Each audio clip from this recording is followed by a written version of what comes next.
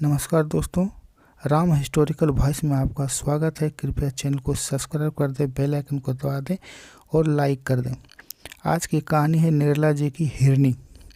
कृष्ण की बाढ़ वह चुकी है सुतीक्षण, रक्त लिप्त अदृश्य दांतों की लाल जिह्वा योजना तक क्रूर भीषण सुख फैलाकर प्राणसुरा पीती हुई मृत्यु तांडव कर रही है। सशस्त्रों गृह शून्य सुधा घनिष्ठ निसर्व जीवित कंकाल साक्षात प्रेतों से इधर उधर घूम रहे हैं।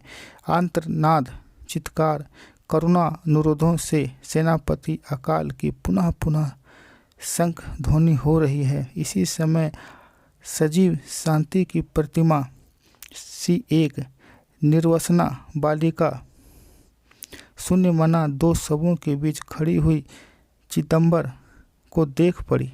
ये तुम्हारे कौन है? शवों की ओर इंगित कर वही की भाषा में चिदंबर ने पूछा। बालिका आश्चर्य के तन्मय दृष्टि से शवों को कुछ देर देखती रहकर शून्य भाव से अज्ञात मनुष्य की ओर देखने लगी। चिदंबर ने अपनी तरफ से पूछा, ये तुम्हारे माँ बाप हैं? बालिका की आंखें सजल हो गई। चिदंबर ने उन्हें स्नेह कहा, बेटी हमारे साथ डेरा चलो, तुमको अच्छा अच्छा खाना देंगे। बालिका साथ होली। उसकी अंतरात्मा उसे समझा चुकी थी कि उसके माता पिता उस नींद से ना जागेंगे। उसे माता पिता को सचेत करने का इतना उद्यम पहले कभी नहीं करना पड़ा। यही उसके प्राणों की उनके सदा अचेत रहने का अटल विश्वास हुआ।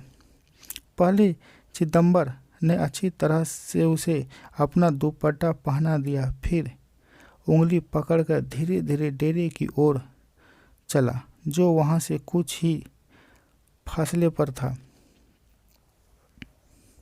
अकाल पीड़ितों की समुचित सेवा के बिना मद्रास के पतित पावन संघ के प्रधान निरीक्षक की हैसियत से संघ को साथ लेकर चिदंबर वहां गया। कुछ दिनों बाद धन संग्रह के लिए चिदंबर को मद्रास जाना पड़ा। शिक्षण पोषण के लिए अनाथ आश्रम में भर्ती कर देने के उद्देश्य से बालिका को भी साथ ले गया। वहां जाने पर मालूम हुआ कि राजा रामनाथ सिंह रामेश्वर जी के दर्शन के कुछ दिनों से ठहरे हुए हैं। उसे मिल जाने के लिए बुलावा भेजा था।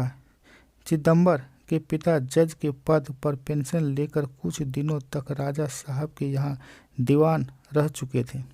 उन दिनों चिदंबर को पिता के पास युक्त प्रांत में रहकर प्रयाग विश्वविद्यालय में अध्ययन करना पड़ा था।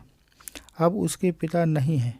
संवाद पा राजा साहब से मिलने के लिए चिदंबर उनके पास स्थल हो गया।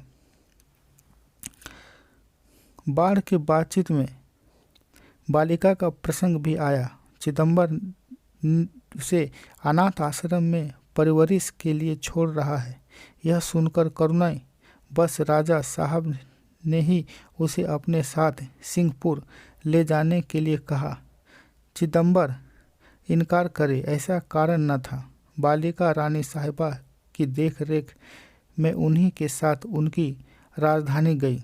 8 साल की लड़की रानी साहिबा की दासियों से स्नेह तथा निराधार प्रांत रहती हुई उन्हीं में रहकर उन्हीं के संस्कारों में ढलती हुई धीरे धीरे परिणत हो गई। कहानी अगर अच्छा लगा तो कृपया करके चैनल को सब्सक्राइब कर दें, लाइक कर दें, शेयर कर दें, कृपया कमेंट जरूर करें। जय हिंद।